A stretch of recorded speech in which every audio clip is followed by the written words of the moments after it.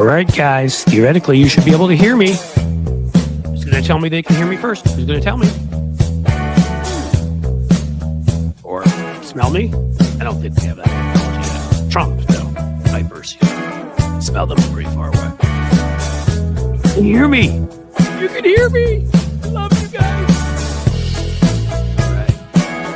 You see Buffalo? Cool. You see stuff, so you're not just seeing the thumbnail, which I think they should have put up. Haven't put up yet. Hey, me. Brilliant. All right. We're going to have fun.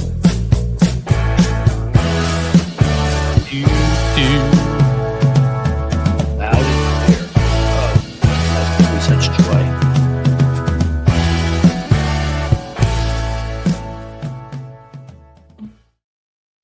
Hey, welcome back. Coming to you from the Queen City, Radio City, though not via radio. Because and if I were, I worry even more that you couldn't hear me because that's all I would have to offer. But apparently you can see me, hear me. A lot of you guys are saying hello. Mr. WW is funny. He's got the audio off, so that's on him. If you don't want to hear me, you can probably find ways not to. If these great earplugs nowadays, the kids wear them to rock concerts. I even wear them there too because, I figure I should do not more damage than I did going to rock shows all through my 20s and 30s when, doing that was like wearing a seatbelt in the back seat. Who did that? Like, not smoking. We were smart back then. Actually, I didn't ever smoke except for once in a while when I drank. So here I am admitting that to you, all of you who I know so well personally. Well, let's just get right into it. Well, today's not rant isn't going to be a long one, but let's get right into it. Here we go. FAFO, a word you're all probably well acquainted with. I can't say it here, or they'll demonetize me, but there's a find out part at the end. And I got to tell you, there are Trump voters out there. There are people that supported him who had interests in supporting him. Doesn't mean I think that it was right. In fact, I think it was immoral. It was horrible. I've said this to a few people and maybe risked some friendships. But I don't care because that's my feeling on anyone that would look at that thing, that oily, greasy Jabba the Hutt sort of thing that leaves a trail of slime behind it when it rolls across golf courses, and vote for it to harm people, to destroy our country, our currency. I don't want to go into all of it. There's so many ridiculous plans this guy has that make no economic sense, no foreign policy sense. I mean, it does, I guess, if he's owned by Putin, and we all know there's no connection there, as the New York Times once pointed out. But the people that voted for Donald Trump, and he went up among numerous groups who voted directly against themselves. We used to tell a mythical story of lemmings. It turns out it is mythical. Lemmings don't just all walk up and hurl themselves off a or cliff's edge, if you will, into the water.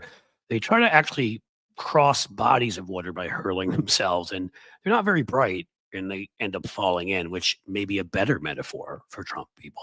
I don't know. Maybe they don't purposely destroy themselves. They're just too dumb to know the difference. But a couple stories have come out the past few days, and I'm sorry. I'm exhausted, man, woman. It's been 8 years. I've fought against this monster for people, friends, for family, and for everyone else there I don't even know. People I'll never meet because something about cruelty and incompetence and viciousness and destruction bothers me when we could all be working together to improve our lives. We don't have to all agree on every issue. We don't have to agree on the exact tax rate. We don't have to agree on the exact amount of regulation, but a common sense, forward-looking society, like most of Western Europe and Canada and Australia, solve the big problems that these places solve when they have them. But no, we had people that were taken in by disinformation, and obviously a lot of that is on our ridiculous courts for what they allow to be said and done. We have First Amendment extremism. I've talked about that before. A lot of it is the fact the right wing has built up this massive disinformation ecosystem, and we haven't countered it. That's on our billionaires. And a lot of it is on our pathetic mainstream media I spend lots of time going off on, who don't understand what it is to be media, to be news. They don't even know what their role is in a society. They don't get it. They think it's to sit there and, as a stenographer say, A said this, but B said that. Wonderful. Anybody could do that. Can we get parrots to do your jobs? No, they're supposed to get people truth, but it doesn't let people off the hook, plenty of whom have made clear they know what was coming, or they knew what was coming. Or if they didn't, again, you're a lemming in the stupid sense. What is wrong with you? So Donald Trump spent his time in office attacking unions, as you guys probably know, and attacking really any foreign country having any ownership here. That's the whole thing behind tariffs. It's jingoism. It's rattling the cage. It's xenophobia. It's, tied into wanting to kick immigrants out. It's the whole, we're not going to let those foreigners own us. So it would be shocking, for example, to union steelworkers in Pittsburgh who went against their unions and rallied around Trump, even though all the Republican Party has done since its existence. Even as other parties have changed, one thing's remained constant about the Republican Party. It has always hated unions. It has always attacked unions. And so these folks in Pittsburgh's Mon Valley are now outraged at Trump because he has promised to block a $14.9 billion sale of U.S. steel to Japan's Nippon Steel Company. Wow, what a shock. You mean he's not going to let a foreign country with people that look different than us, non-white people. He's not going to let them take over a company in Pittsburgh, no matter the benefits to everybody, no matter the fact that workers will make more money, their benefits will go up, it'll be better for us. Of course he's not. He's not about that. Remember, he's about attacking people. He's about labeling people by how they look, how they talk, what they like to eat. They're eating the pets. Obviously, I'm joking. He proved who he was. So you guys thought that if a Japanese company came along, for example, that he'd let them take you over. Good work. I don't feel sorry for them in the slightest. In the slightest. And I know others disagree with me, but I don't care. I'm tired. I care about the people who are union workers and the steel workers who did vote for Kamala Harris. That's who I feel sorry for. The ones they quote in this article, I am very frustrated with the news that came out last night. United Steelworkers Local 2227 Vice President Jason Zugai said. I have to look and see if Zugai supported Trump, but being that he's in here, yep, Zugai said he was a Trump supporter who helped organize trips of steelworkers to Trump rallies. Wah, wah, wah. I wish I had that sound effect here. I need to learn how to do that. Sorry, Jason, I don't care. Your family may suffer now. Your income may suffer. And you know what? You voted for it. There are a lot of other steelworkers that didn't, and now they're going to suffer too. So I have no sympathy for you. And then we have the Muslim voting community for Trump. Wow. That takes a lot of that takes turning your brain into a pretzel of sorts, twisted around enough to believe enough that Trump could support Muslims. You see, folks, you guys, people like me fought against the Muslim ban back when Trump was president the first time, said it was racist, outrageous, horrific. People like us pointed out and fought when he wanted to go and bomb various countries in the Middle East because it would be fun. That would be bad. But for some reason, I know we're not going to get into the whole difficulties of the war going on in the Middle East, or there's multiple ones, but let's say Israel and Palestinians and others. But what I will say is this, you may have disagreed with Kamala Harris. You may have thought she didn't go far enough for your taste in protecting the Muslim community, but you thought Donald Trump would protect you.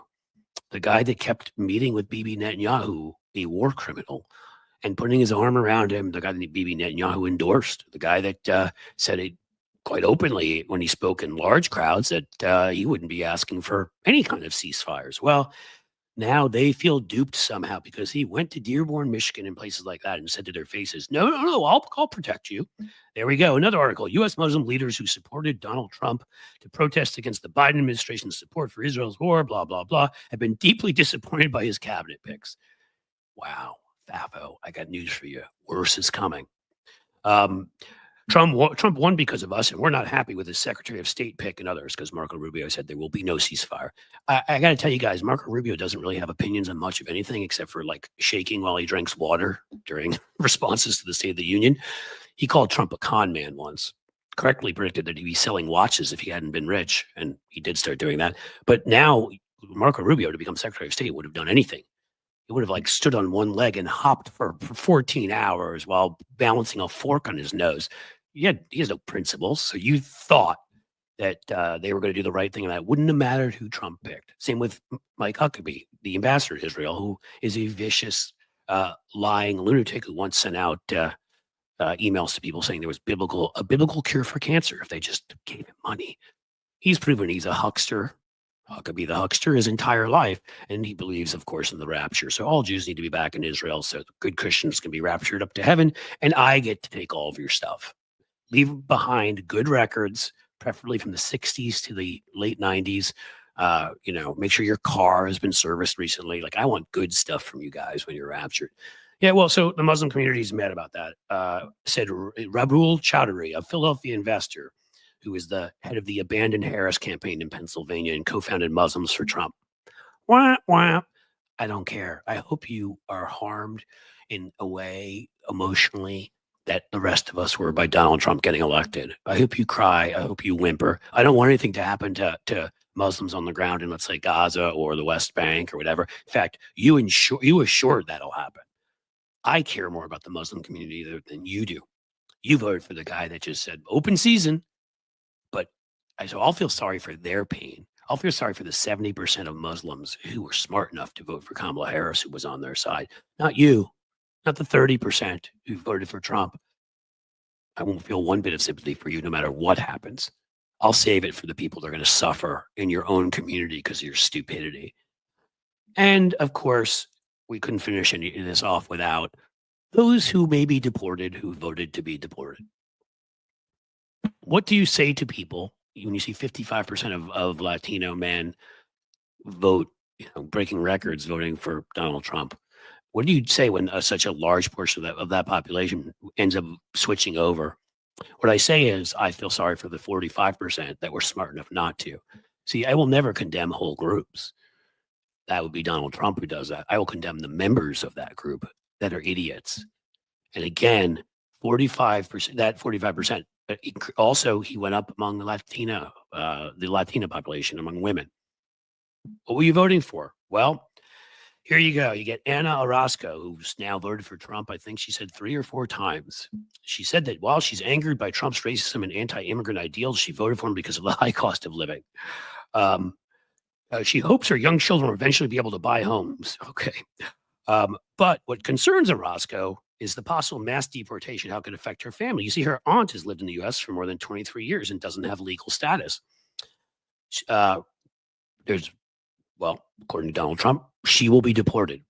You did that, Anna. You helped make that a reality. You and other Latinas like you who voted for that, like white members of unions who voted against their unions and their own interests, like Muslim Americans who voted against their own interests. I think we covered a nice variety of groups here so as to not make anybody think I'm picking on any one group. And I guess I'll finish off by saying again, no FAFO for the one for any member of the groups we just talked about, from union members, white union members, non-white union members, white, non-white Muslims, Latinos who actually voted for Kamala Harris and were smart people, or at least had the common sense of more than, let's say, me, who can't work a microphone. But if you chose to vote for this man after all he said, after all he did, after Muslim bans and deportation and attacking unions his entire first term and making it clear he wasn't going to let foreign companies own American companies, FAFO, guys. FAFO. Couldn't care less about you. Not going to worry about you. Not going to have sympathy for you. And if it hurts, good. Because it hurt the rest of us, what you chose to do. And it hurt people I love or who have lost access to control of their body and what country my kids will now grow up in. So don't come to me for sympathy or help or anything else. I'll help the members of your groups who did the right thing. And that would be Cliff's note for today, everybody. Hopefully you could hear all of that. Hopefully you could see me while I was doing that. And hey, I see Tony now. I'm going to let him in. Yeah. Can I push back on your FAFO? I'm going to shit in your FAFO cereal, I think. Dude, are you getting me demonetized already? Do they demonetize for the shite word? Do they? I'm not sure. Well, let's see. It's 2:16. I think in the first 10 minutes, but I think we may be out of the danger zone. But try your best to be a child. Try to be a child like I All have right, to be. all right, all right, all right. I'll Like try I to have be to be a child. good. No, I'm not criticizing you. I'm criticizing me, like the way I have to behave like a child and dance like a monkey, apparently, to get them to not make it so that I spend 2 hours here doing this and make $2.17 from it. That actually happened one time when they completely demonetized me. $2.17. That's Yeah. $2.70 more than I made. I'll tell If you. you'd like, I'll send you the check if it's going to help you Great. out. Yeah, you can send me any money you want, buddy. Okay. Well, And all so of you, I'll here's say quickly before Tony Yeah. talks, who are the super stickers. We're going to set up a process for this eventually where I'm going to read out everybody's names who are members at a couple different parts of the show. Oh, yeah. All these things I keep telling you we're planning. Sitting down again tomorrow when I'm not doing a live stream with my favorite admin in the world, and we're going to plan out the different sort of segments of this. So you all will be, everybody will be given their due attention that they deserve for supporting this show. But right now, Tony needs to talk, Yeah. and I will mention all you kind folks who have given donations. Have given super chats and stickers after this. Just don't want you to think I'm forgetting you. Go, Tony, go. So I'm going to push back a Argue bit for on your Ozark path. America. I'm sorry. Yeah. Well, so I'm going to argue for this new narrative that I'm pushing, because I don't think our discourse should be left versus right. I think it should be up versus down, and that paradigm shift of up versus down, because we know that humans are tribal. You probably know this just as well or better than anyone. We're on teams, right? We always want to pick a team. Better than anybody? Are you implying something there? Huh? Well, you There were 13 tribes. One of them got lost and we never found it. So maybe it ended up in the Ozarks for all I know. Could be. But humans are very tribal, and they like to root for teams. And that's what I was getting at, is because you've got your favorite team, and it clearly is probably the New York Mets. I'm sure it's the Mets. You can tell by the Mickey mantle up there behind Right? me. And Right. Yeah. Right. But I mean, it's the reason why sports is so commercialized and it's able to be marketable, is because everyone gets to pick their team. They get to be on that team, no matter how good they are, no matter how bad they are, for like decades and decades and decades, and never win a single championship, let alone win a division championship or a game. Right. Fair.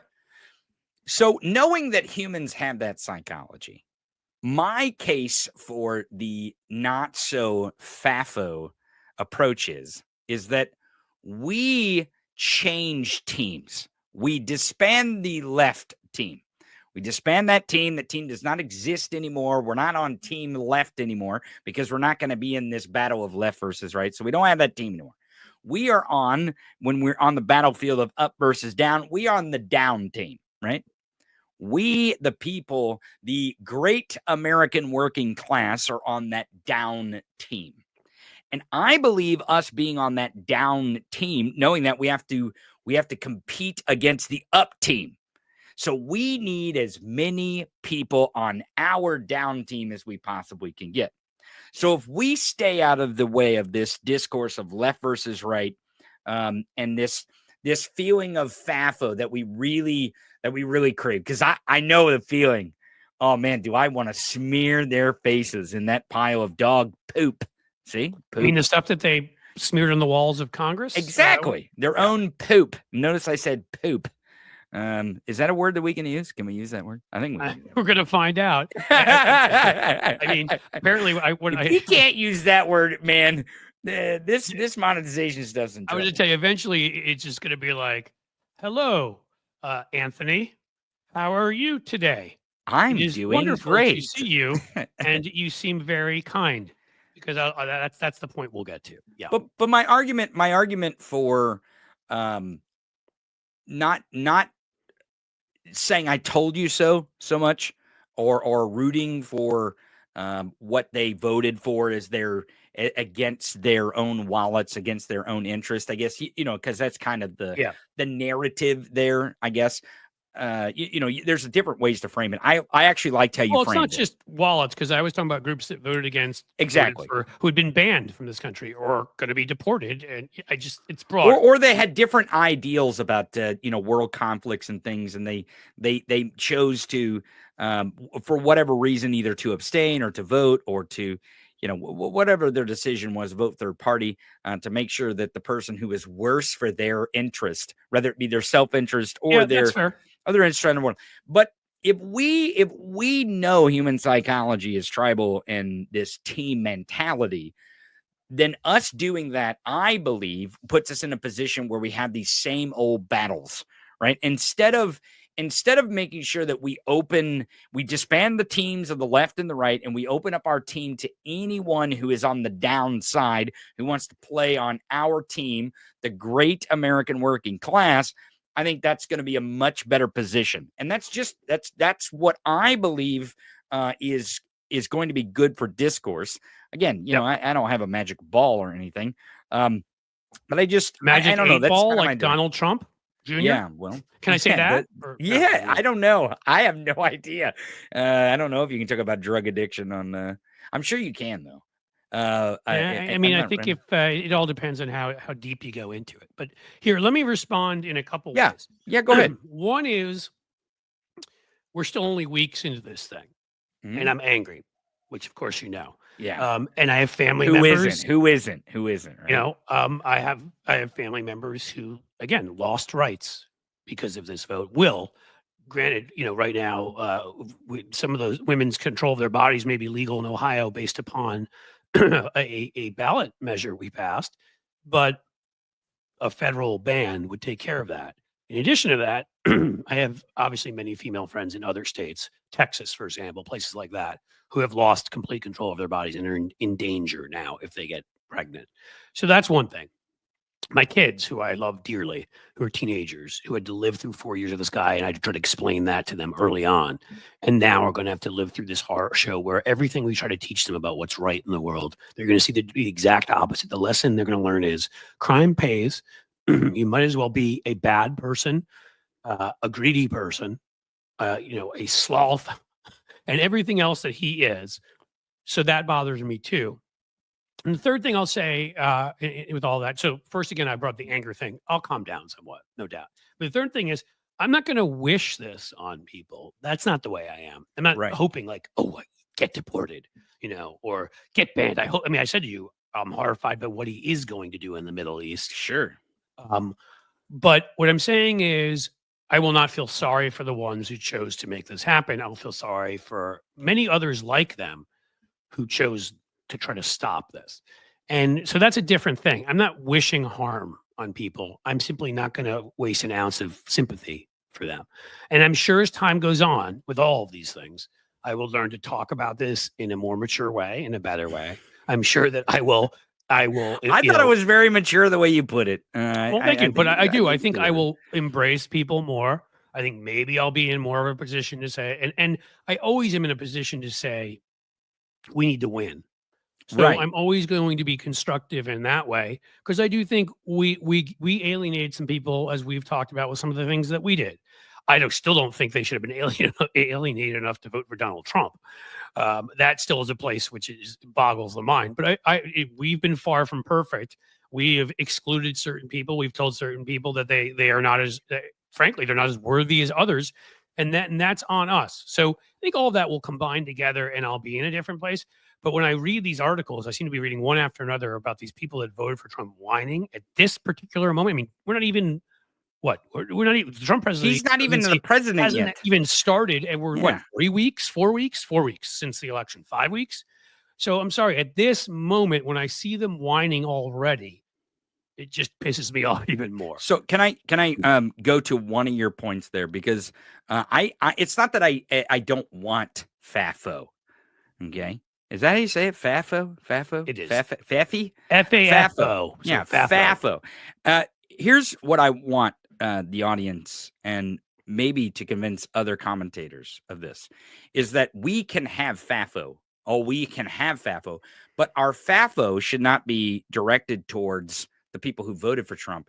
It should be Trump himself and the other politicians and the oligarch mafia. So I definitely have it for them. Yeah. So when we present our FAFO, if we present our FAFO towards the common enemy in the up versus down team competition, then those people who are on the down with us, even though they may not have the same ideological points, or they may not be on the political spectrum exactly where we are, that team positioning is now we can aim our FAFO up.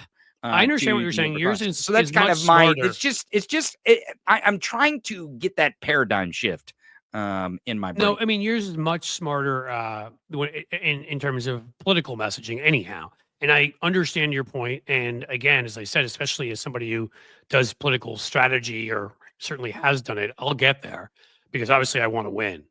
Sure, and Just at the that's why moment, I want to bring up the point that we need to win. You said we need to win, and I think we have to. that's That's a the most better important. winning strategy eventually. I agree. It is. And It again, is. this is the important part, because I do got to jump here. The important part is that we can have important conversations like this without trying to like outwoke each other or cancel each other. Like, we can have reasonable conversations where we express our feelings, we Yep. express the things that we're seeing, and we can have meeting of the minds, as it might be called, when we get to that particular point that we need to deploy these strategies of strategic outrage or the FAFO, as you call it. I call it strategic outrage, but FAFO in the upward direction towards the oligarch mafia. And the last thing I'll say, which is also I think relevant here, is you can also have quiet and silent FAFO, and what you That's project right. outside can be one of trying to win people over. And so if I do not get over this in the manner in which I hope, I mean, again, I always want to be a better person. I don't want to sit there and sort of ever take pleasure in people being hurt.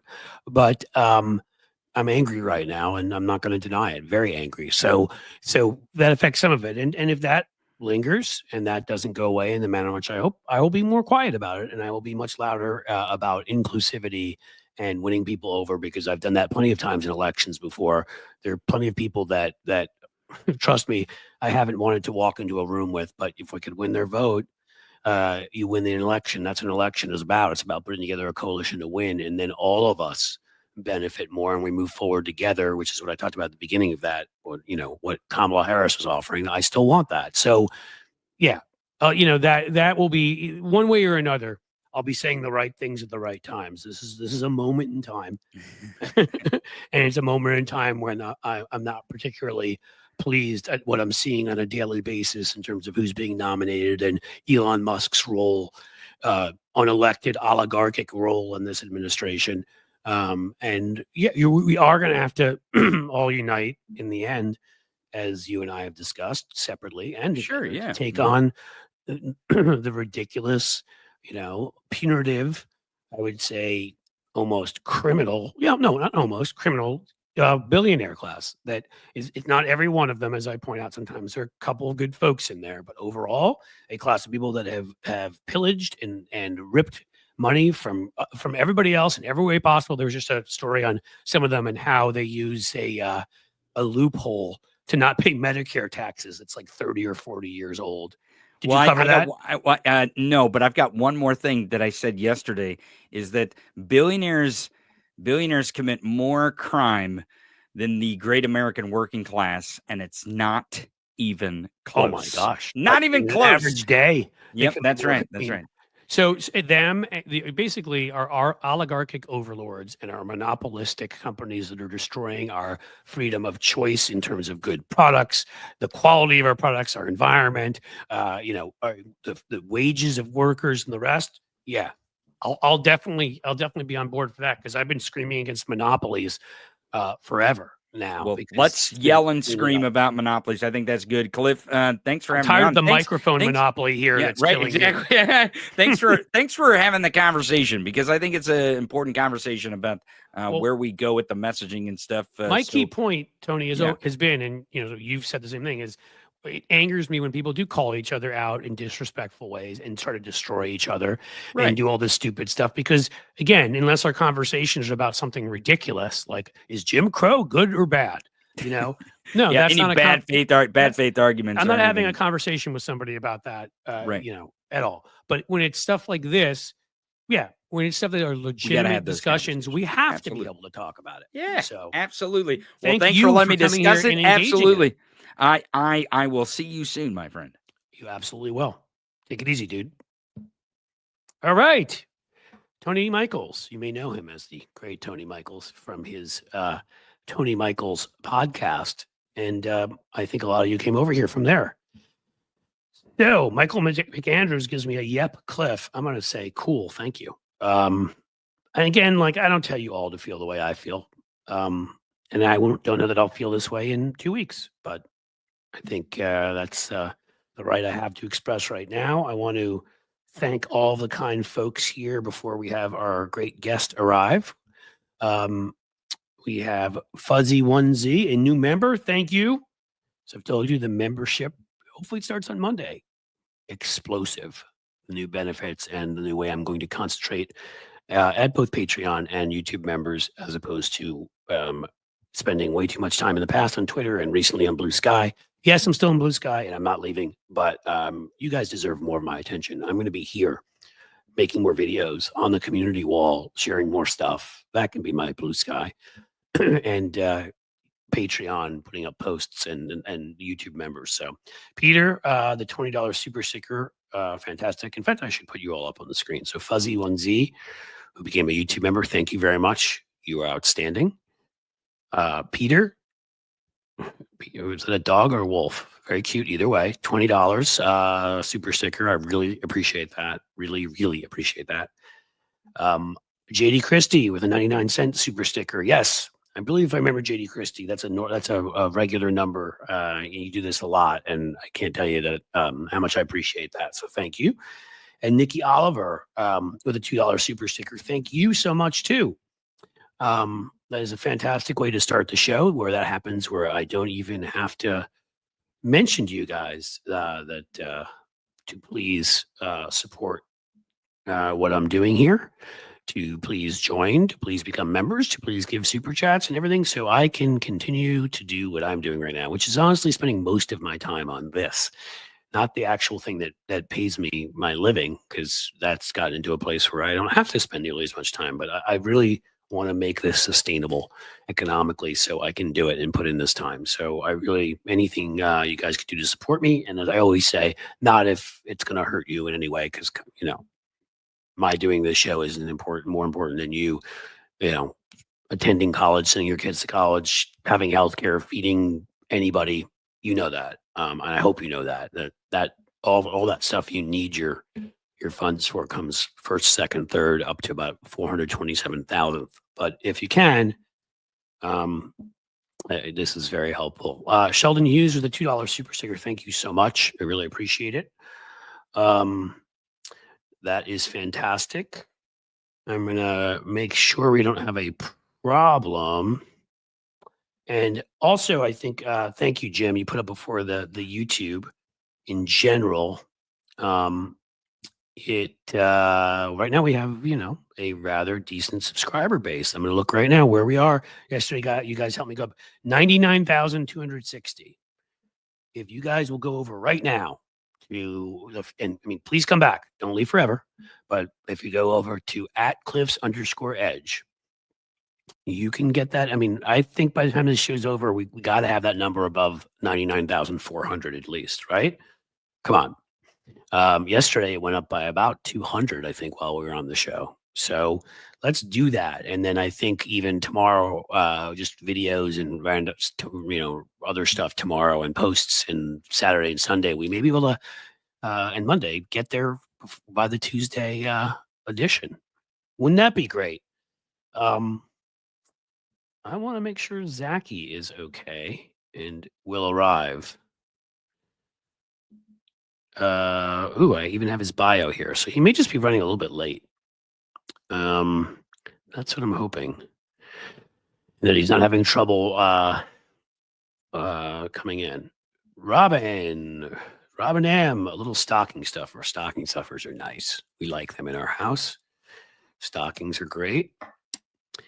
Yeah, thank you. I really appreciate it. And that's right, I see you right now, Holly Fafo. So you may have enjoyed the Holly, the name of my little Cliff's note today. Let's see. Zachy, where are you? Keep talking to you guys, and I will.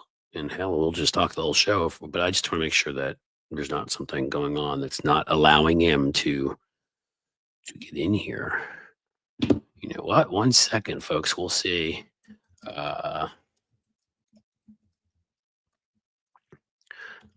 Let's see. Trouble getting in.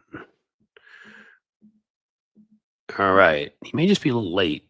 I'm hoping that's what we have going on. All right. Look at that. Yo, Wyatt is back. Skip Weaver and Wyatt. A super sticker for 99 cents. Thank you. And just for that well thought out and rather long name. I have to enjoy what you're doing. Look at that. Starlene says she was trying to recruit a new follower. We like that.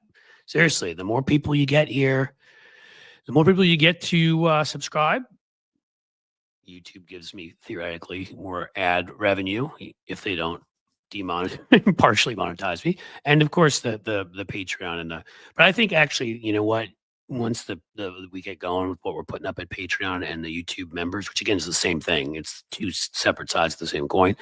You all want to join because there's going to be so much extra stuff there, and you know once I sort of I've again blue skyified myself by about 75%. Again, I think it's a good place. I'm not leaving. I think there's a little too much of people talking to each other and other stuff. I don't love it. It's much better than Twitter. I'm going to be there. I think it's important to communicate with people in different places, but I sort of started doing a lot of thinking and thought, why am I putting up stuff there for free? You guys are kind enough. You're paying me your hard-earned money at Patreon, and as YouTube members, you should be getting that. And I started thinking also about, I mean, it's time management. If I'm there, I'm not giving you what you deserve as far as I'm concerned. And they're not giving me anything over there. You guys are awesome and supporting me. And then also the community wall. Like those are folks that are subscribed. And if you just by subscribing and showing up to live streams, you should get more things, stocking stuffers, as it was said. You know what I mean? Maybe we'll even have like meetups and stuff. I don't know if you guys are up for that or not. Maybe you'll meet me in person. You'll be less impressed. Maybe you'll be more impressed. Who knows? I know there's some folks who reached out to me who are from the Cincinnati area or the greater area around here. I also from New York City originally and still have family, so I'm back there constantly. Back in the DC area, a decent amount. A few other places I go. All right. What's this? Amy Jackson, Facebook removed and banned all my posts the last 2 to 3 days. Do we know why that happened? That seems odd and insane. And I was going to start streaming there soon too. That's another plan I have for next week, dude. There's maybe a partnership in the offing, a rather large page where we may stream and bring some new folks along until I get my Facebook page worked out. I think I've told you all before. I have one that is started off as like, family, friends, and then people saw me or read my book or saw me in a show and said, "Hey, can I join?" And I didn't vet them like, I should have. Like with you guys, if you ask me to, I just, make sure you are who you say and all of that. We're good. But I don't like putting up personal stuff in a place that I don't know where everybody is. And I don't like putting up political stuff if it's going to lead to me getting in fights with family members, which I don't need. So I'm trying to separate those out. I don't love Facebook. I see people talking about it in here. And maybe, this is the blue sky. I do encourage you to follow me. I will do stuff there. I just want to make sure that like people understand that that will not be the priority. That stuff, that's tied into the YouTube channel. It includes, doing more shorts and then putting those up with TikTok will add to what I do there, which is now almost nothing. I've done nothing at all in a while now at Instagram. We're going to make that more vibrant. Again, places where people want to be, where they can get this kind of content. Chipmunk Milk said, I'm done helping capitalist billionaires this year. We've created family to make meaningful gifts this year. So I don't know what that means exactly. There may be a conversation going on in there that I am not aware of. But I don't know. Are we fighting over various capitalists right now, or over billionaires? I'm kind of looking through. Seems like there may be an interesting conversation going on. This is very true, Jason. This is the constant problem. This is Rome. This is, Greece. This is past republics. It's why no republic has ever lasted forever, and we have to break that record to do it, which is people get fat and happy. Think about World War II. I mean, I always like to point out to people as a baseball fan, Joe DiMaggio went and fought. Ted Williams went and fought. Did not matter. They could have gotten killed, but they went and they fought like everybody else.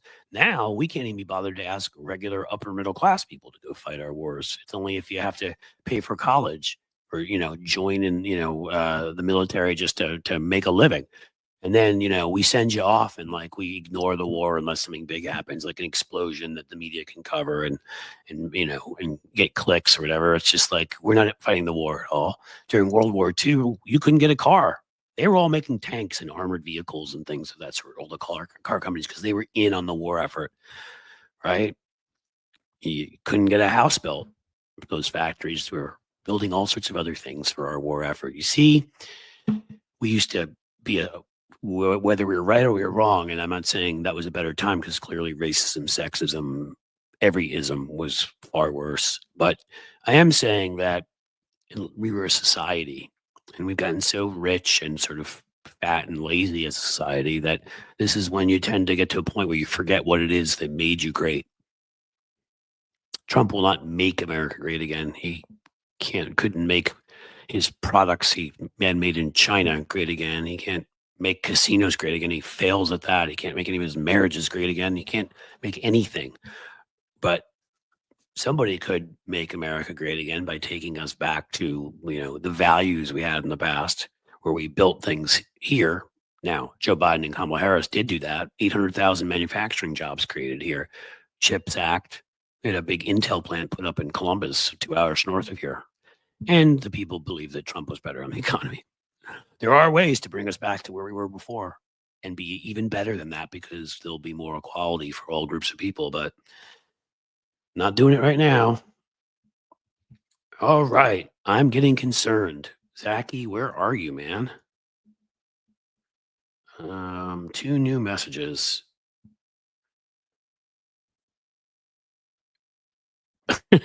I was worried I should have sent him something. I was like, did he think it was a different time zone? And he did. I never thought about that. I thought he knew it was Eastern. I thought I'd said that. I'm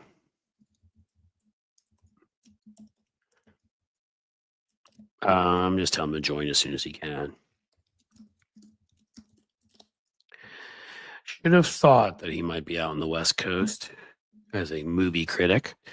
Arrogance is our downfall, boastful arrogance. That's a part of it.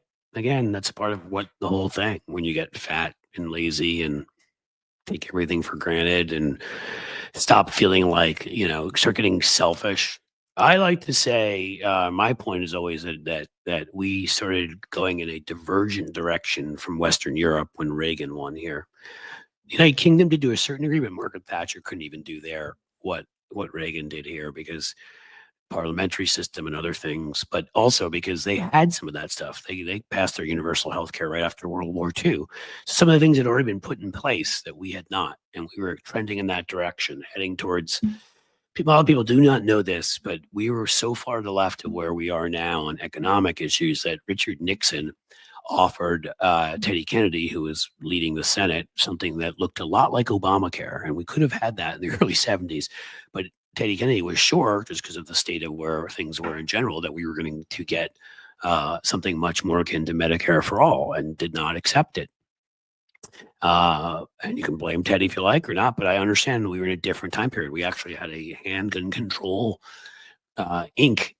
Movement to ban them all because obviously the Supreme Court hadn't made up their completely non-existent lying and fake argument on that issue yet, that there's any individual right to anything. Like we were again on most things trending where Europe was. And then Reagan came in and pushed this notion. It goes against the very heart of democracy, which is that we're all in this together, the public good, the public square, that we give up certain of our individual rights so that we all can enjoy it. And he convinced people that no, man, I get to do whatever I want. I get to, it's all about me. And that includes,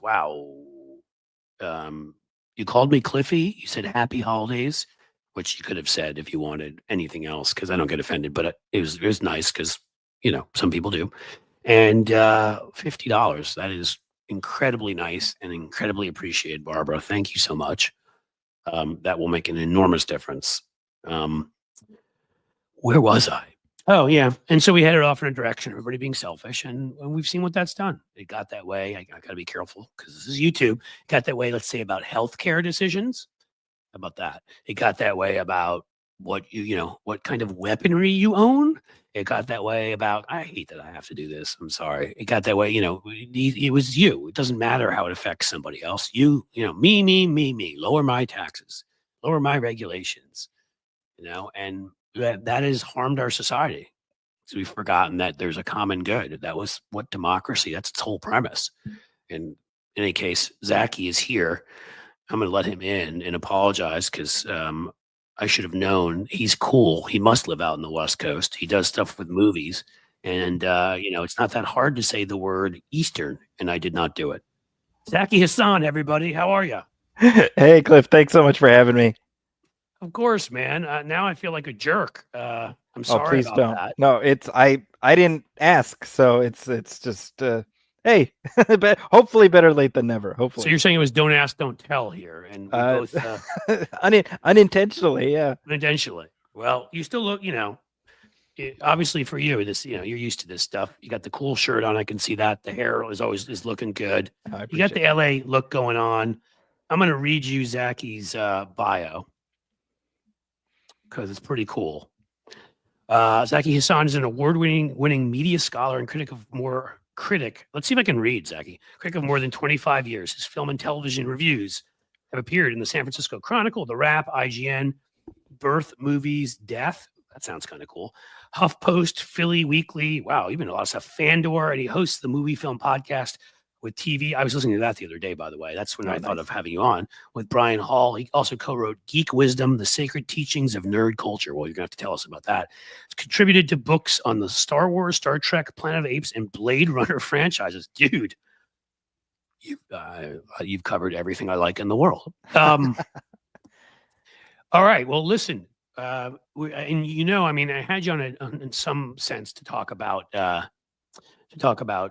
Gladiator 2 because I heard you talking about that on there, and it's funny. I had a similar take to you on that. As the original one, I like to say to people, to me is a 12 out of 10, and I kind of would say the second one is more of a 8.5. Out of 10. I think you guys gave it a B-. Like I give it more of a B to a B+. So maybe, yeah. but why not? First, why don't we do this? We'll move on to all the cool stuff you do, but you also comment on things politically. I see on there. I don't know if you're comfortable doing that as a general factor. I think you are because I feel like I've seen it on Twitter and absolutely. Blue Sky.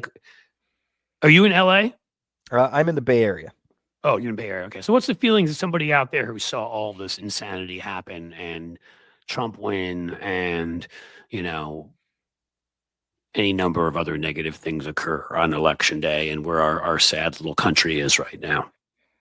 Yeah, I try to bear in mind that the Bay Area is sort of this progressive bubble, and I'm conscious of how I feel about all of this, and just the people. Obviously, I'm in academia, so I know that that's going to lean a certain way as well, and so I would say that it's deeply frustrating, it's deeply confusing, but by virtue of the fact, I grew up in the Midwest, and I have plenty of friends and family still out there. And this past summer, I was Where'd you grow up? Chicago. Okay. Mm-hmm. Yeah, and I was this past summer. I was surprised by how many of my old friends were diehard MAGA guys, and really so I suspected it. This is my only point.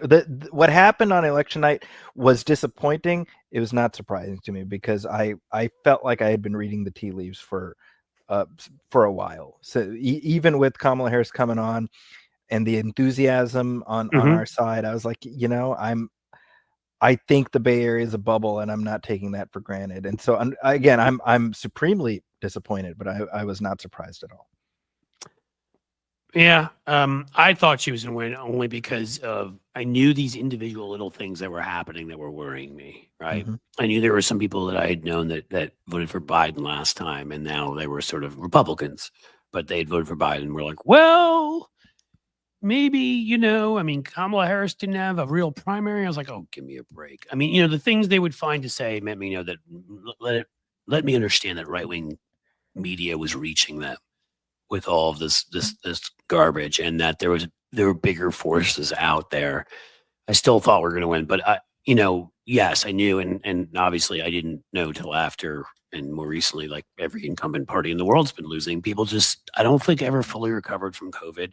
I think Yeah. it isolated a lot of people. I think there was mental illness went along with that, and I think some of that led to some of this because I think when you become isolated, you become angry and resentful, and um, who knows? I mean, there's plenty of other factors too, but I didn't want to go into it deeply with you. But well, no, not because like I didn't tell you the right time to come on, and I'm so interested in hearing what you have to say about.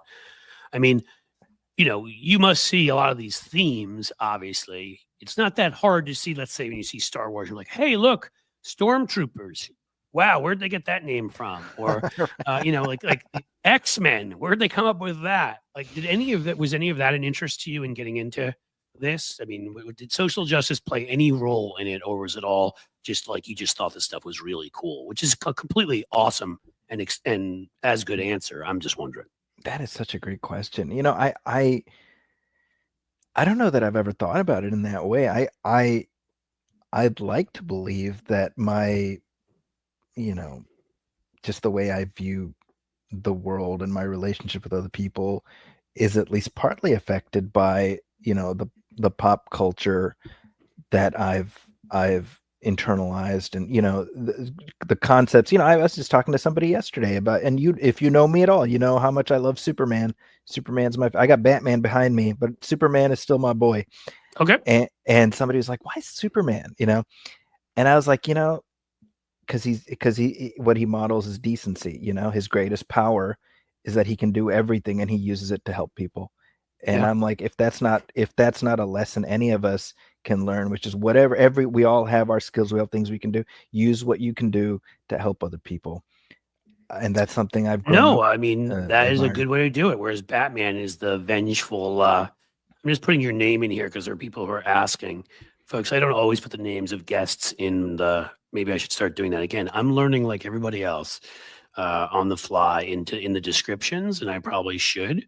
So I'm going to make sure I spell it right. And I don't know, Jim, you should be able to, if you be able to find. Oh, there we go. Look, Jim always beats me to everything. No, I put up the wrong thing. There you go. Media critic, Wow. author. Look at all these places you can find him. And I It's read you. terrifying. Exactly. You can find him. I've read you the things. I mean, I didn't just discover this guy by accident. Now, I love all this stuff. So I am a big movie fan. I am a big, Marvel Universe, DC Universe. Maybe wasn't always as good, but some aspects of it have been awesome. And some of the Marvel ones, geez, I saw the new one. What's it called? Got like a 9% Rotten Tomatoes. Oh, the Craven, the new one. Yeah, Craven I the hope Hunter? it's not that bad. Because I'm we're going I'm to go seeing see it. it. I'm seeing it tonight, so I'll let you know. You have to let me know. So okay, so you love all that stuff. What is your favorite kind of? Do you have a favorite genre? I mean, is it more of the comic book movies? Is it more of an action movie like a Gladiator type thing? Like, what's your? You obviously love Superman, but what's your real? Whenever people ask me what's my favorite kind of movie, the answer I give, and I promise this is not a cop out answer, it's the truth. I like good movies. So in other words, I'm willing to go into any genre and be pulled in, and I love that experience. So Yep. Obviously the stuff, I have an affinity for the sci-fi and whatnot, but I mean there's plenty of not great stuff there, but there's no better experience for me than to go into a movie with no idea what to expect, or maybe even be like, I don't know about this, and walk Right. out being like, whew, that blew my hair back. That's the best Yeah. feeling in the world. Yeah, I have to admit, like, I have a soft spot for in these movies. First of all, I love like the the ones, what I've liked about the Marvel universe is when they've taken risks, and they've done something like, when you get like a Logan, you know what I mean? When they feel like, okay, that's actually a Western sort of, and it's sad, and it's, he happens to be a superhero, as opposed to, when they've done those kind of things. I gotta tell you, what still my favorite, and it will be, is Captain America and the Winter Soldier. Sure. And what I love about that, especially in this moment, right, is you've got this negative force in your own government, this almost like this parasite that's been there forever, that is working against the people. This sense of paranoia is in the air. And I love those 70s movies like The Parallax View. Great little story here. 3 Days of the Condor was filmed in Peter Cooper Village, New York City, where I grew up. Wow. So I do not remember this, but I've been told they filmed this, not the whole thing, but there was this big scene when Max von Sydow is trying to take him out with a rifle, if you remember that. He goes up into an apartment building, gets in an elevator, and he's trying to avoid him. That was filmed, we're in the area, literally in one of the buildings next to the one I grew up in. And, Robert Redford's just kind of wandering around Peter Cooper. And apparently my parents took me out there. I think I was 3, something like that, and we saw him. And that's what I loved about The Winter Soldier, is that in a callback to that, they were making quite obvious what kind of movie this is supposed to be. This a spy thriller in a way, like one where you don't trust your own government. You don't know who's against you. And they cast, of course, Robert Redford in one of the main roles in that movie. And I loved it. And I loved, like, the gunfights, okay, whatever. I love the kind of martial arts fighting scenes. That is my favorite in movies. So it's funny because we have a debate in my family. My kid, my older son loves, Tony Stark. I'm like, Tony Stark's awesome. I like, and by the way, Elon Musk is nothing close to that. So everybody who fell for that, like me, not that. He'd be like Tony Stark, but if Tony Stark got about 45% more pale, put on about 215 pounds, didn't have the armor on, and tried to listen into everybody's conversations and screamed and yelled at them and told them that he was right and they were wrong. And if he'd made his money off of apartheid. Okay, so now we can move on. But he loved, he loves that. But to me, and not to say I don't love that character, and that character arc definitely in the final movie was incredible. But I love those scenes, like those scenes in The Winter Soldier and other stuff where he's jumping over the car and kicking the knife out of his hand, and they're going back and forth. And I don't know, it's probably why I like the John Wick movies. It's probably why I like Black Panther a lot. Is up there almost with that movie with me. I like those kinds of fight scenes, and so those get me more. So I love that movie. That that's kind of an example for me. And Winter Soldier is kind of the best one of those. Certainly the first few batches of those MCU movies. Yeah. I mean, again, and I'm not, everybody gets the right to their opinion. They don't have to agree with me, but that one will always be there for me. Okay. So here we go. Somebody's saying Russell Crowe has really let himself go since Gladiator. The thing about Russell Crowe is at least it used to be that, much like Robert De Niro, he would switch up for every role. The amazing transformation from when he did The Insider, where he put on a whole bunch of weight to look like the character, and then got into this buff, guy that was going to beat you down in the arena. And I think, if I'm right, The Insider was a year before the Gladiator.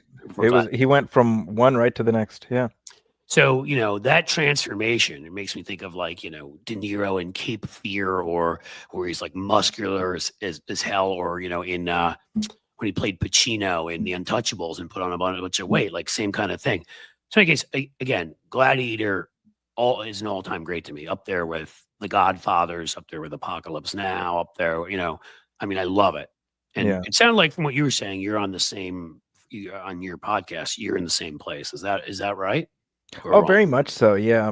My co-host Brian and I, we actually recorded a commentary track for the first Gladiator just before seeing the second one. And so, that was actually a great experience of just really being able to go through and talk through, the things that jumped out at us. And it really, I remember watching that movie opening night, and I was probably 20. I was 20 going on 21.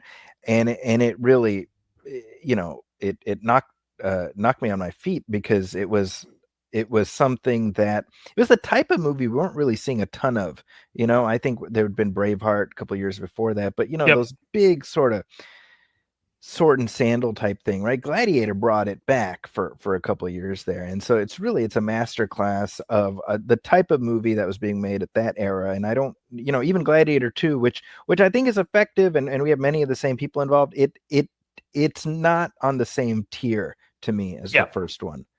Yep. And it can't be, it can't be. Well, and that's what I was going to ask you. So because I have certain biases, right? I told you, I mean, the sort of, I mean, it's not the same thing as the martial arts to me, but sword fighting, that kind of stuff, like that all appeals to me.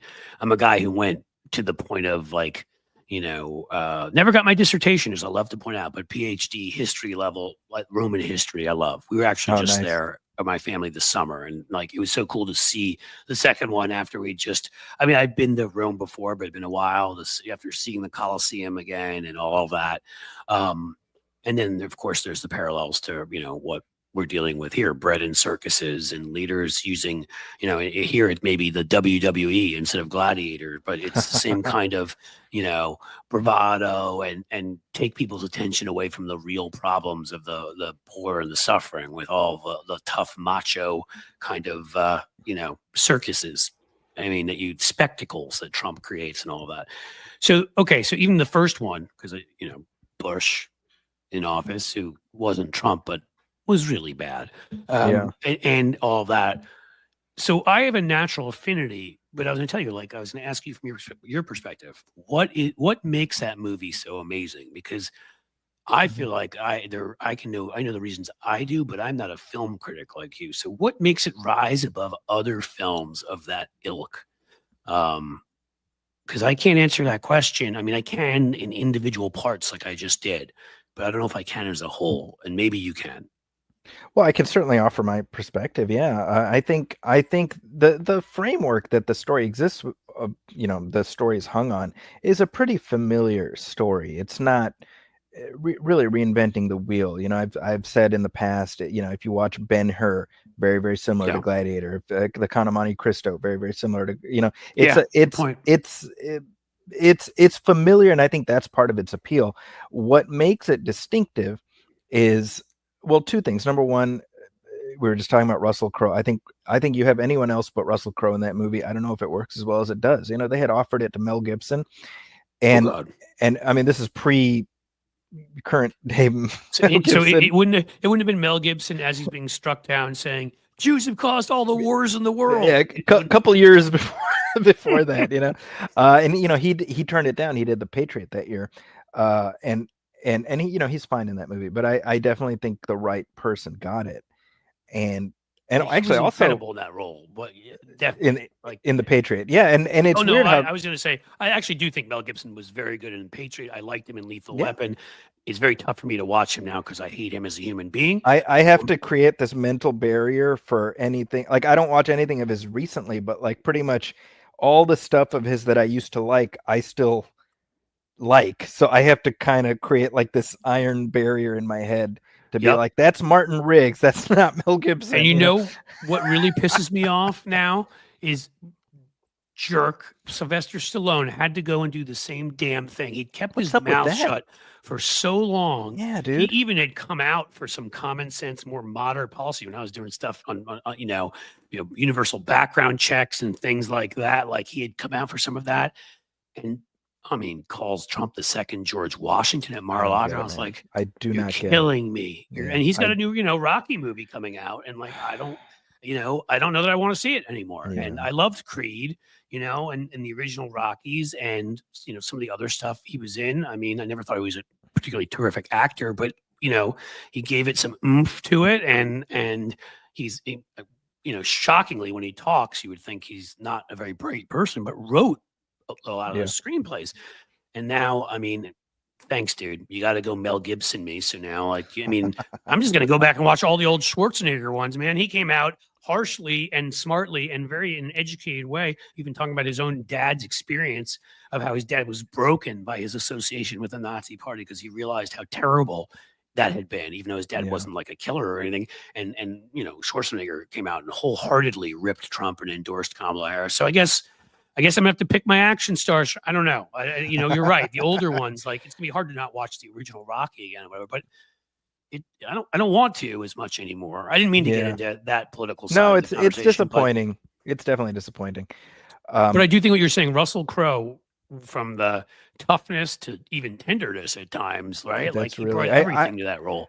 I think that the very first scene of Gladiator is Russell Crowe as Maximus looking at a bird and just sort of lost in the moment and the beauty of that. And you see the wonder play on his face before he kind of looks at the battlefield and he hardens. And that right there, and you don't realize it necessarily in that first viewing, but you realize how essential that is to get a beat on the character. And then obviously we have the terrific moment when he discovers his wife and son and got just the snot and everything. Gosh. the snot. Gosh. The snot that won him an Oscar, Yes, a lot of snot and a lot of drool, and he went for it, and it's really that's so important, right?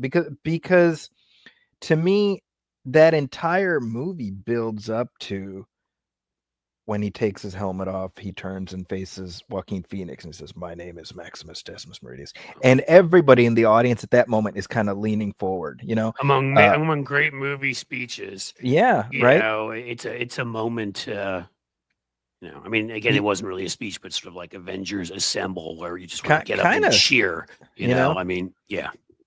We were just talking about Stallone. David Morrell, who wrote First Blood, the novel First Blood, he talked about how one of the essential parts of that story that makes it work, and First Blood, both the book and the film are terrific, but Morrell uses the concept of righteous vengeance and the idea that if you push your character hard enough, then we as the audience sort of sign off on whatever that character needs to do in order to exact vengeance because it is righteous.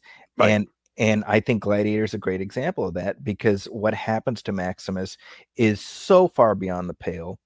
And he's shown to us as such a decent person that we're with him and we're like, boy, just beat the shit out of Commodus, and I think that's why it works. So it is a predictable story, but that's why it works. He does the right thing also in a way that, like, he wants to give up power in the George Washington rejecting the crown, and the famous general was based upon Cincinnatus, which the city I'm sitting in right now is actually named after.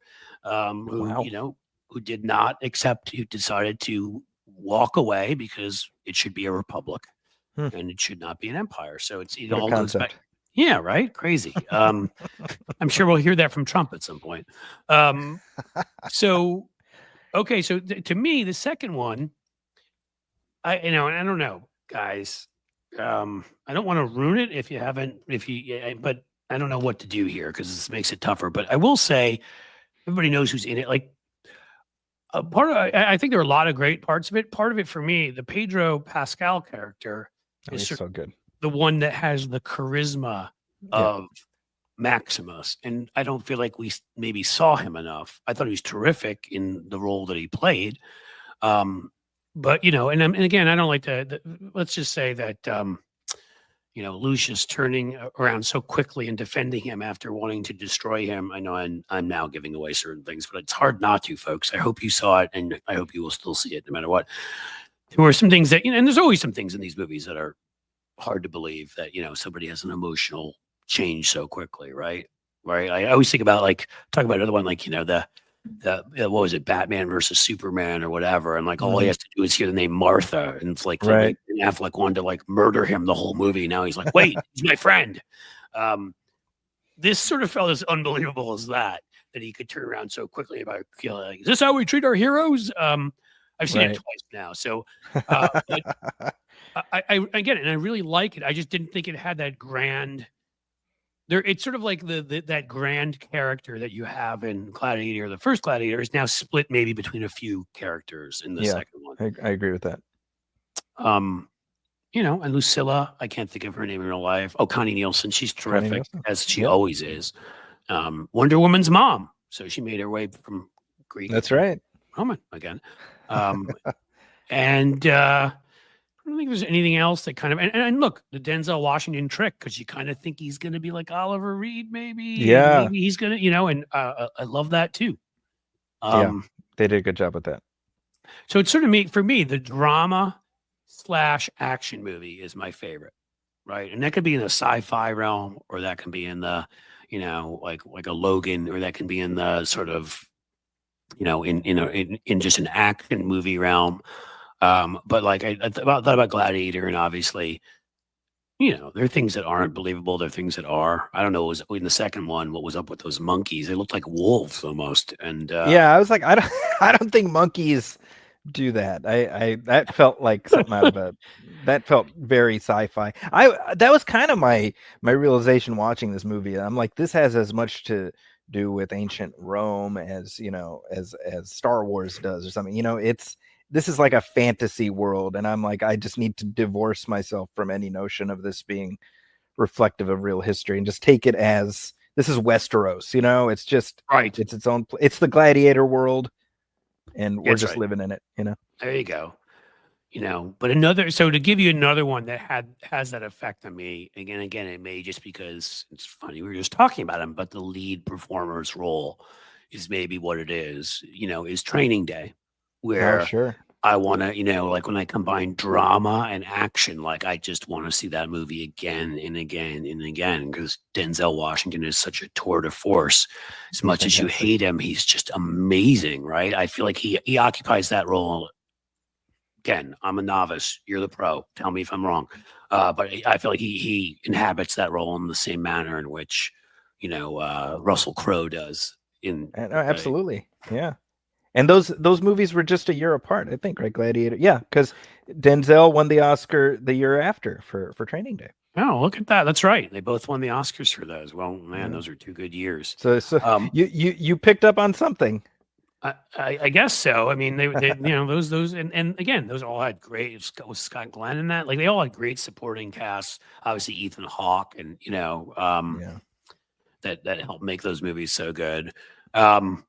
Other stuff like that you would say is out there in any of these realms that you love right now, recent stuff. Yeah, recent movies you've loved that you say to people. I mean, it doesn't matter if they're a couple years old, right? We can, as we were joking earlier about, I think YouTube, they'll probably demonetize me just for saying it. YouTube TV, is like raising its price up to like $84 or. I'm so mad about that. Can I just tell you? So we're joking. We're like, remember, because one of my big things that I will talk incessantly about when I talk about politics is our monopoly economy and how it destroys everything from workers to the environment to enriching people to a point where they're dangerous to democracy and all that kind of stuff. And like we all like, yeah, we can cut the cable cord. Look at that. We're all gonna just watch these apps. There's, it's only $7.99 a month and only whatever. And then of course now, like you have 47 of them and they all cost a lot more than they used to. So it's like, I need Amazon, Disney Plus or whatever plus, Amazon. What am I looking for? What's the second word in there? Whatever it is, their video service. Prime Video. Thank you. Prime Video and Disney Plus and, Netflix and Hulu. And it's like Apple Plus and all of this. It's like it's kind of changed the landscape, let's say. And now it's probably more expensive than it used to be. I cut the cord exactly 10 years ago, 2014. And at that time I had Prime, Hulu, and Netflix. And so I was looking at about, whatever it was, like $28, something like that, 20, less than $25, I think. Yeah. And at this point, between the streaming services and freaking YouTube TV, I'm easily spending more than I was spending on cable 10 years ago. So boy, they shafted us good. Yeah, and that's the thing, right? Don't regulate industries and they will do this. Any case, so we got all these streaming services that we're all overpaying for.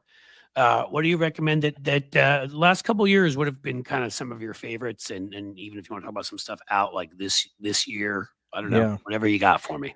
I'll tell you, this has been a movie I've been recommending people, and they're like, seriously? But I kid you not, I thoroughly enjoyed it. Is Red One, the new Dwayne Johnson, Chris Evans Christmas movie, which is on Prime Video today. Okay. And unfortunately, I like both of them. So well, this is the thing. I think The Rock's sort of persona has begun to grate on people. A bit, and, yeah. I can definitely see that, and I think this is a movie that actually leans into her persona in a good way, and ultimately there's a message at its core that I like, and I'm not Christian, I don't celebrate Christmas, but uh, even still, this is a message about Christmas that I find very compelling, and I took all my kids to see it, and they all really enjoyed it, and so I would say give it a shot. I think. Okay. Great banter between Dwayne Johnson and Chris Evans. They're terrific together. Chris Evans clearly having fun. This is I always say this is Johnny Storm era Chris Evans as opposed to Captain America Chris Evans. I got you, but I love that one too. I mean, that was Exactly. of course, seeing the Deadpool movie and Yeah, having right. them pull that little switcheroo. I mean, they talk about before, I mean, that's probably my favorite movie. Again, I'm not saying ever. The first Deadpool is up there with these other things I've talked about, and again, there's drama in that too. There is torture. There is, losing a loved one. There's all sorts of things.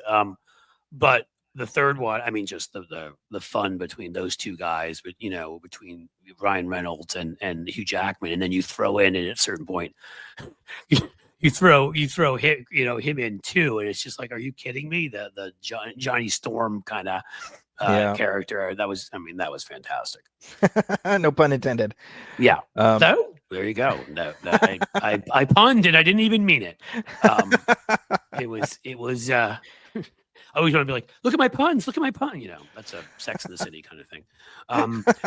But yeah. I mean, Chris Evans with those two guys. My gosh, like it's hard to have more fun than that.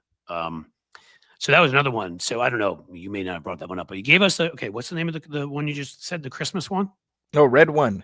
Red One. Okay. Because the thing is, I admit it. I'm a little biased against Christmas movies, not because you see a bunch of them and it ends up being like Tim Allen in a fat suit, and after a while you're like, okay, I don't know about this, but you know what? I will see this one, and Chris Evans is an easy sale for me. So. Yeah, you know what I've been telling people about this movie, kind of your point, like, you sort of think of the Santa Claus with an E, and I'm like, think of this as Men in Black, but it's about Christmas. Oh, okay. So there's like this whole bureaucracy at the North Pole and how this stuff work, and and it tonally it's very MIB. So it is humorous, but it plays straight with its premise. And I think that's why it worked. It's kind of like a very different, but last year or 2 years ago was a movie called Violent Night with David Harbour as Santa Claus. And it's like Die Hard, but with Santa. How have I not seen that? Okay. Oh, this is great. And so David Harbour is like the John McClane Santa Claus. And again, it's not Elf. It plays straight with its premise. It's funny, right, but they play it straight. And I think I personally think that's sometimes the harder thing to do, as opposed to hanging a lampshade on everything and be like, oh, this is so stupid, right? Right. And so I appreciate that. I didn't realize I was going to be like sitting here recommending Christmas movies, but those are the ones that come to mind. Hey, well, if those are the ones you like, it works for me. Yeah. Anything else recently that piqued your interest? Oh, well, a movie I did not like as much, which I kind of, I didn't know that I went in with high expectations, but I was hoping for more, was the new Lord of the Rings animated movie that's out tonight. Yep. It's called War of the Rohirrim, and it's a good story, and I think that if one enjoys this franchise, it's kind of fun to dip in and sort of hear the music again and see the things that you're familiar with. But it's so cynical. That's what really irked me, is even as I was watching it, I was like, why did they make this movie? And as I was watching it, I was like, I'll bet you there's like a rights issue. And they just wanted to get something out the door. And then I read up on it. It's like, that's exactly why. Because Warner Brothers was going to lose the rights. So we need to put something out there. And I'm like, I hate that stuff, man. I'm like they put care into it. They put thought into it. So I'm not in any way denigrating the work of the people who made it. But it's just, this was not a story that was demanding, 2 hours and change to be told. It's right. It's literally, it's based on something in J.R.R. Tolkien's appendices, and they blew it out into a feature. And I'm like, well, if this is what Lord of the Rings is going to be from now until the end of time, well, that's a shame. I mean, Yeah, don't do that. And again, there's Yeah, others guilty of that before too. But sure. Yeah, that's a too many disappointment, of these especially if you, franchises. right, right. Well, I think they get to a point where they've had so much success. They're like, yeah, we can put a crappy one out, and I'm sure That's right. they'll forgive us. We'll make some money, and everybody will be happy. Yeah. But okay, so that one we shall avoid. Um, how about one more good one? You got one more good one One more for us? good one. Let's. Um. Oh well. Skeleton Crew. That's the new streaming series. I just dropped a review of that at the Chronicle, and we're Oh, okay. talking about franchises that are overdone. So maybe Star Wars falls into that. But my feeling with Star Wars is, give me something new, give me something different Right. within this world. And this show, which is created by John Watts, who directed the recent Spider-Man trilogy, Right. clearly he grew up with the same 80s influences as me, and maybe that's why I'm happy as a clam, because it's my partner Brian Hall, he always talks about, like, I love movies that are about the magic in your backyard. All And right. Very he cool. right, like E.T. and Goonies and things Yeah. like that. Yeah. And this is very much that. It's sort of like you take a little Goonies, you splice it with Flight of the Navigator, Mhm. sprinkle it with a little bit of Star Wars. You get some Jude Law in there. That's always a good thing. Yep. And so far, at least, we got something pretty special. All right. Well, you know what? Yeah, we generally like that stuff's cool because we all have our sort of biases in the family. I've got two boys, myself, my wife, but we all come together on Star Wars. That is Oh, nice. something. The Star Wars universe will so that's good. We set time for those. We all come together on the Marvel stuff pretty well too. Yeah. Um, Yeah, I'm falling behind, if I'm being honest, with Marvel. It's just there's been so much. It's like it's hard to keep up. Well, yeah, there's got to be a point where I think they could have slowed down. There's a little too much out there. So I'm not saying we've seen Yeah. all of it, but we try to when we can. And then there are some Star Trek haters. I won't expose their names in my family. So I go, Very upsetting. I watch it, and I love it. And I've watched the recent series. I love the one with it has oh, come on, Pike. When they go back to Strange New Worlds. yeah, I love his portrayal of him. He's so Because you great. always heard about Christopher Pike in the in the original, and like I just love where, and then you see it in the reboot, obviously of the Star Trek movies, which I liked all of those that J.J. Abrams did, and I agree. I generally would have been so skeptical and been like, wait, you're going to try to replace Leonard Nimoy, and you're going to try to replace like William Shatner and all this, and I mean, man, was that cast brilliantly, and it because how many other things those guys have all done. Yeah. I mean, Zoe Saldana now, I love Lioness, which is something I'm watching, which, I would recommend if you like that kind of thing. That's more in the sort of spy, well, not spy, but yeah, CIA operatives kind of realm. She's in that, Nicole Kidman, a few others. Right now, Kirk Acevedo, who is always friendly and on places like Twitter and he's great. is showing up in there, which is pretty cool. Obviously, Chris Pine has been in about a billion things, and possibly my favorite of all. What's his face from The Boys? Losing Carl Urban. Old Carl Urban is amazing. I mean, different roles he plays, the accent he takes on there, and the whole thing. And then you'll see him play McCoy, in those Star Trek movies, and sound exactly like him. It's amazing. I mean, he's so good. And I mean, even in a small role, was utterly hilarious in the Thor movie. He showed up with like oh right, I forgot about that. Like I love Carl Urban and everything. So I mean, man, again, it had to be a good story. There had to be a lot to it, but the casting was brilliant. I love that reboot. And again, I would have been skeptical of any reboot of Star Trek, and they did it, and they did it well. And it was cool how they changed the timeline, and so they could have whole new stories. I agree with you, and if I can add one other thought, you can add a million thoughts, my friend. You're talking about Anson Mount as Captain Pike, and obviously we got Chris Pine as Kirk, and I think that to me, all there's a lot of window dressing that's been changed around with Star Trek and the more recent stuff. Just of necessity, it has to adapt to modern times. But what they've preserved, to me, the most essential thing is the core of doing the right thing, as far as what motivates our characters. I saw somebody on a video online, and they were making a joke about sort of our politics right now. Oh, it was like a Manosphere video. I think it was Cody Johnson, but it was like, if you want to look at how to act, just look at Star Trek captains. And I found that very funny because it was, it was amusing, but it's also like, yeah, basically, right? When in doubt, you can do a lot worse than saying, what would Picard do? No, I mean, Roddenberry looked at, in the future to what he hoped was an ideal world, right? I mean, it isn't, people try to say, and of course on the right, like, oh, it's communism. It's not communism. If it was communism, then it turns into Stalinism. It's socialism. And you can believe in that or not believe in that or whatever. But point being, I'm not even sure it's pure socialism, because clearly some people in that universe are wealthier than others.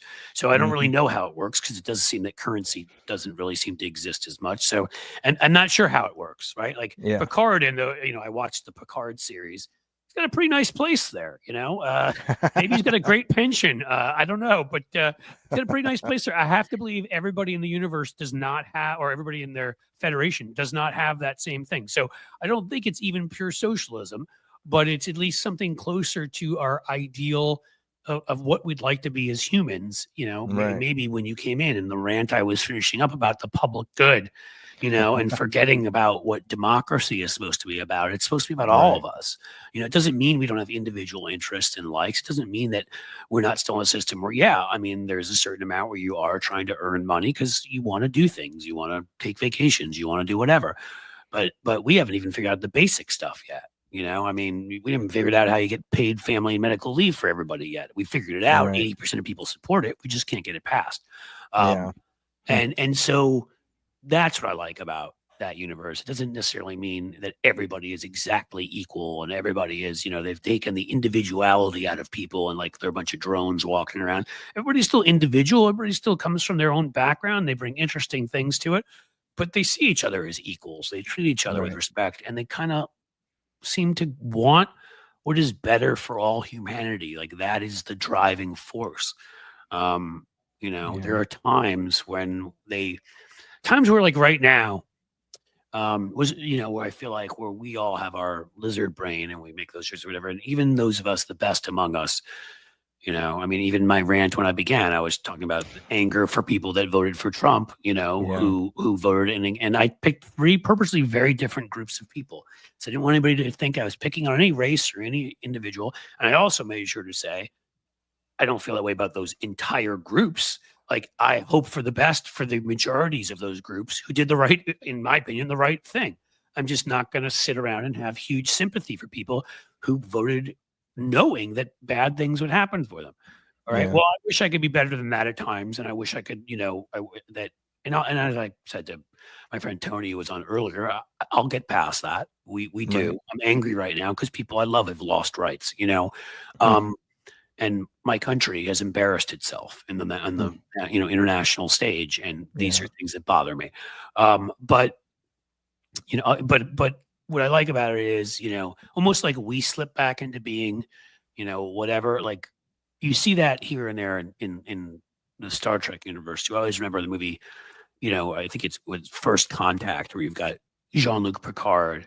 And one moment, he's talking about how we don't do things for revenge anymore. We don't do that. We've risen above that. And I can't remember her name. Black actor. Oh, Alfre Woodard. Yes. Thank you. Who's like, you claim you've risen above it. I see what you're doing. You're trying to get revenge. This is about revenge. And so even when we've evolved, apparently, 300 years in the future, some of those old traits can still come back and remind us of our past. And so in some ways, it does show you how far we've come, that most people, it seems most of the time, are trying to do what's best. I don't know. That's the way I see it. Maybe I'm... No, there's a great line in Star Trek Beyond, which is the third one of the reboot movies, where Chris Pine is he's squaring off with Idris Elba as the villain. And he says, Idris Elba's like, you're gonna die as you're trying to do this thing to stop me. You're gonna die, and Kirk says, better to die saving lives than live with taking them. And Yep. That's one of those lines for 8 years now. It's stayed just nestled in my brain because I think that and hopefully none of us are in a situation that dire, but if you use that as a Northern Star, I think you'll be all right. As I kind of go ahead. Sorry. Yeah, no, I think about that so much. I think about that with, when we had the Congress back in the first Trump term, they were voting to take away the Affordable Care Act, and during the height of the pandemic and the behavior, and I kept thinking about that. I'm like, people are dying because of your decisions. How do you live with that? Immeasurably, empirically, lives are being lost. Right. You're causing it. I don't know how Right. people live with that. Like, you're the exact cause. Yeah. I Yeah. was only going to say it's funny, that line, and I've seen that movie a couple times, and I hadn't remembered that line. Of course, and this will be trite because I'm sure a lot of people would say they remember this, but for me, it's always, the good of the many outweighs the good of the, when he's giving his life, yep. First, when he's giving his life in Wrath of Khan, and then when we change the timeline, and it's the opposite. Oh, that's right. Yeah, they do a great play on that, and it's that. Yes, I'm giving my life because why would I not give my life to save the vast majority of people here, right? Like, the good of the many outweighs the good of the few or the good of the one, Yeah. And I kind of felt like what you said, if that were people's North Star, how different we would be. Yeah, that's again. Go ahead. Sorry. No, it's just, I mean, when we talk about the way this election went down, I mean, that's sort of the misery of it, is that we know what's going to happen as a result of his agenda, and it's going to be suffering for a lot of people, and he was very open about that, and people turned a blind eye to that, and that's it's I try not to be frustrated by it because I try to You're focus. a better man than me. I sometimes cannot be, but it gets to me. The movie Independence Day, which is, it's not it's not Citizen Kane, but I think there's a lot in it that stands the test of time. Although one moment, it's after the president's after Air Force One is taken. The speech is great. Oh, it's one of the great ones. But even earlier than that, this is the aliens have attacked, and there's just devastation. The president is in Air Force One, and he's just sitting there contemplative. And I think the character played by Margaret Collins, she comes up to him, and he just says, "A lot of people died today. How many of them didn't have to?" And this is a president who, in the context of the film, did everything. He did the best he could given all the knowledge he had, and yet he carries that guilt. And I always think about it, I'm like, Donald Trump is somebody who's incapable of grappling with the question as complex as that, No. And again, the whether it's Morgan Freeman, whether it's Michael Douglas, whether I'm trying to think of Martin Sheen, the people who've played the president in various things I've seen, have always had that moral complexity. They've always had a dark side to them too, and whatever. But they've still understood what their role was, and trying to make the world a better place, and trying to make the country a better place. And that's, again, my reaction to Trump. I mean, that's it. It's not that even that people voted for a Republican, which would have been bad enough, who was proposing cuts to Social Security, whatever, which would have angered me. But this isn't even a human. This is a creature. Yeah. I mean, it is a creature that lives for every deadly sin and for whatever pleasures him at any moment, be it woman, be it money, be it fame, cruelty, because he seems to really get off on that. And how you could look at that, and again, people who I know have kids, people I know have daughters, people I know have had people rip them off in business, and it's just amazing to me. Yeah. In any case, so before I let you go, because I do have to go actually drive a son soon, my older son, to his vocal lessons. He's a lead singer in a rock band, which wow, that's awesome. Yep. He's old school too, sort of the 60s classic rock up through, I'd say, grunge and some stuff like that. And just he really is into it. And the band has gotten booked a bunch of places. It's a ton of fun. So yeah. So what do you leave folks with? Anything you want to say on the way out the door, or in the way in the chair sitting there? I will make you walk outside. Is what it's Well, if I can, one last point. I mean, we're talking about in terms of what we feel after the election, and I taught a class Wednesday morning after the election, so 7:30 a.m. So the election goes the way it does Tuesday night. So first thing in the morning, I got to go in, and I'm talking to a room full of mainly people who are not feeling great. And the one thing I said to them, and I was saying it to myself as much as anything, I was like, look, the things that matter to you, the things that you're passionate about, that were important to you yesterday morning, the morning of, they're still important to you today. They still matter to you today. And I was telling my kids, my students, look, work to make change within your sphere of influence, and it'll motivate you to do more. Don't look at everything that's out of your control and feel despair, because that's not helpful. And so that's just, I found that helpful, and maybe that's something that your audience might find useful too. I don't know.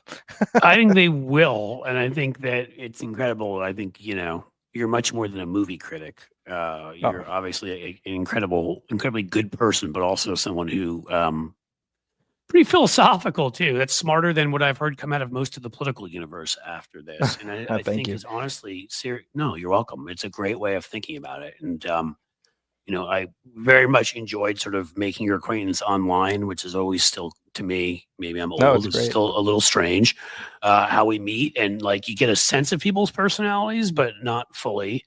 And then you still wanted to kind of, after you probably saw some of the nasty things I say to Republicans online and things like that, still wanted to follow me and talk to me. So, okay. Oh, I'm so grateful that we get to chat. It's amazing. Yeah, this is awesome. Seriously. I mean, I feel like, long time coming. And I'm sorry about how it started, but how it went is really, how the journey went is what matters. And having you here and kind of a combo of movies and politics, I really wanted to do something like this, and you've made it awesome. So everybody go to www.zackyscorner.com. You can check them out there. Anywhere else they should find you?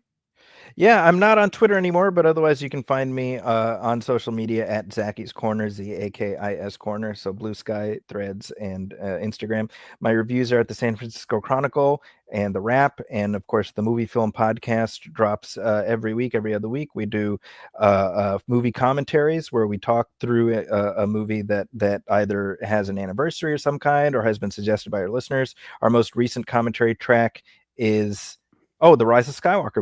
We did Star Wars Episode 9, and that just dropped last week for its 5-year anniversary. And then every other week we talk about the new releases, and we just have some fun. And I think it's a good show. We've been doing it for 12 years. So if people want to check it out, please give it a look. And I can actually give that endorsement, honestly, because I haven't listened. I need to become a regular listener because I love this stuff, but I've listened to at least a half dozen, I want to say, of your episodes. That's great. They've been great. They've been great. And I've loved them. So that sort of added to, like, I must have him on because I've loved seeing what you've had to say about this stuff online. And then I got to hear, you probably, I think, shared one of those links in one of your, maybe on Blue Sky or somewhere.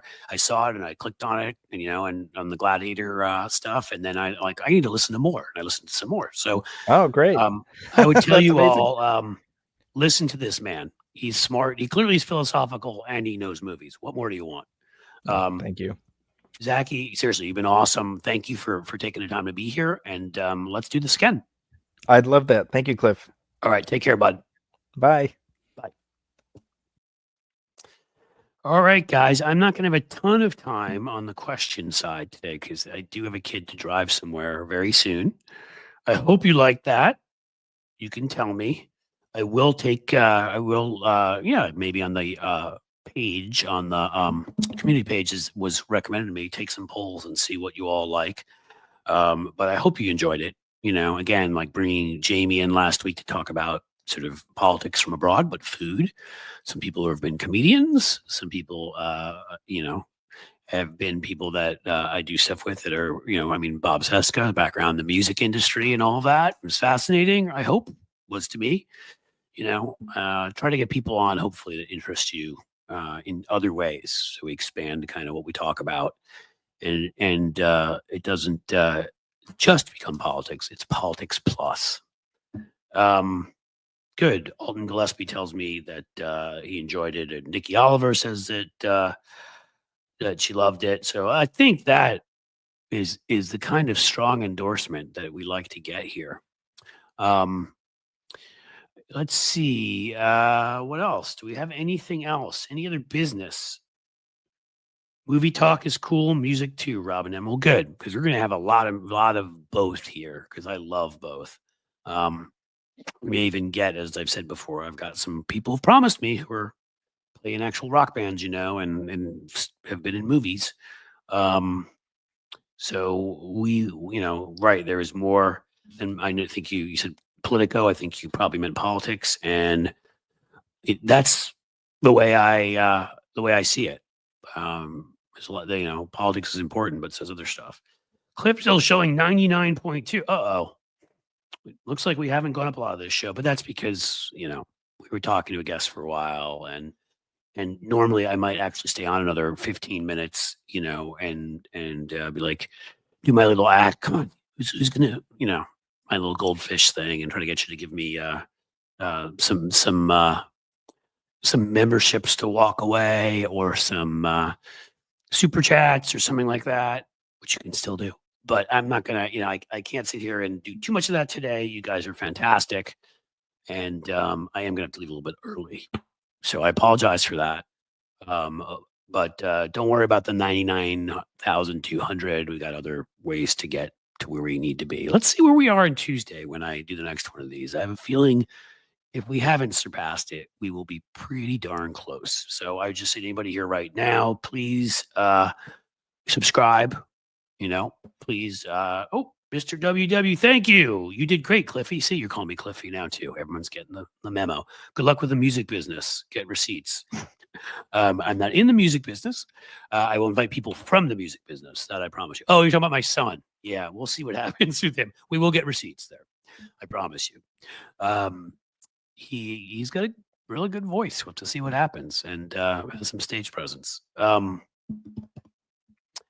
Do I know, or do you know James Jarsmush? I do not, and I probably should.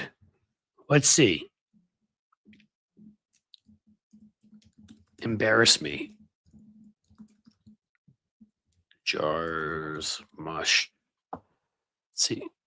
American film director and screenwriter, independent cinema, Stranger Than Paradise. All right, looks like somebody good. I wish I knew him. I'd have him on. I do not know him, but maybe sometimes in these cases we know people in common, which is a way that I'm able to get some folks on. I know somebody that knows somebody. Sometimes I just know them. I think well, I think, yeah, there you go, Mr. WW. Friends in a semi-successful rock band, parents paved the way, like paying for college. Well, that's what we're trying to do. That's the plan, get a college degree because the world's the world, but also keep doing your passion. Diane Capobianco, I didn't get to say that name yet today. Thank you. Cliff, big energy hug from Avi Eva. I probably pronounced that wrong. Iva, that is my bad.